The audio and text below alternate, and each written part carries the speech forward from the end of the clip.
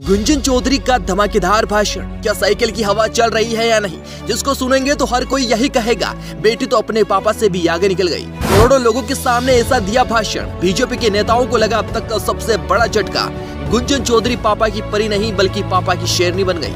गुंजन चौधरी का भाषण सुनकर उनके पापा भी देखते रह गए। क्या अब की बार गुंजन चौधरी अपने पापा को जिता पाएगी? आजकल की लड़कियां और लड़के इंस्टाग्राम पर रील बनाते नजर आते हैं, लेकिन गुंजन चौधरी वो नेता है जिन्होंने करोड़ों लोगों के सामने ऐसा भाषण दिया जिसको सुनकर कई लोगों ने तो ये तक कह दिया कि बेटी पापा को जरूर जिताएगी। भारतीय जनता पार्टी में ऐसी कोई महिला नेता नहीं है जो गुंजन का मुकाबला कर सके।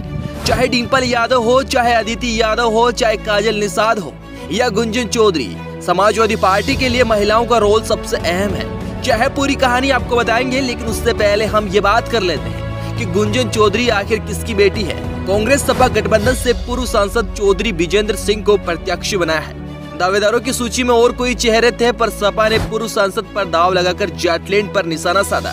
पार्टी हाईकमान की अनदेखी से नाराज हुए विजेंद्र सिंह 2021 में कांग्रेस छोड़कर समाजवादी पार्टी में शामिल हो गए। अब सपा ने उन पर भरोसा जताया है। लंबी प्रतीक्षा के बाद समाजवादी पार्टी ने अलीगढ़ लोकसभा सीट पर प्रत्याशी घोषित कर दिया। कांग्रेस सपा गठबंधन से पूर्व सांसद चौधरी विजेंद्र सिंह को प्रत्याशी बनाया है।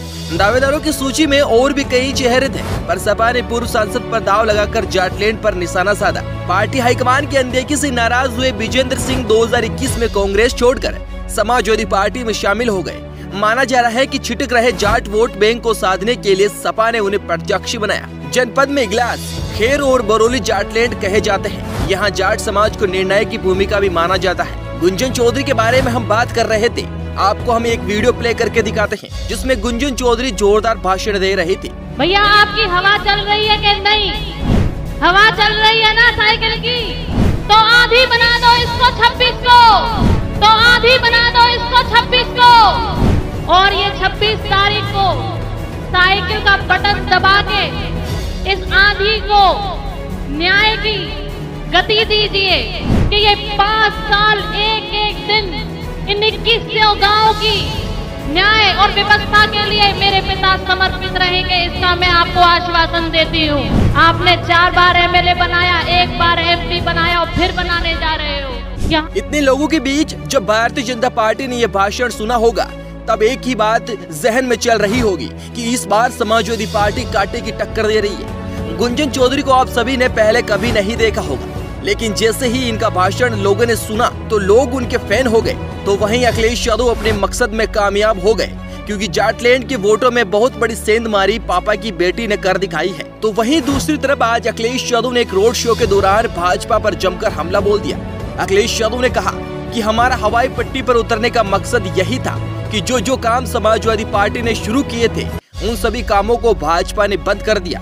आज युवा रोजगार के लिए भटक रहा है। जितनी भी अच्छी योजनाएं जनता के लिए हमने शुरू की थी वह सब योजनाएं बंद कर दी। हवाई पट्टी बंद कर दी। किसानों के लिए मंडी बन रही थी, वो भी बंद हो गई।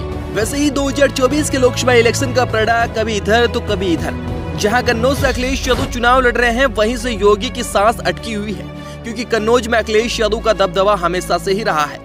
गुंजन चौधरी के बारे में आप सभी का क्या कहना है? क्या वे अपने पापा को चुनाव जीता पाएगी? कमेंट बॉक्स में अपनी राय जरूर दें और चैनल को सब्सक्राइब जरूर कर लें।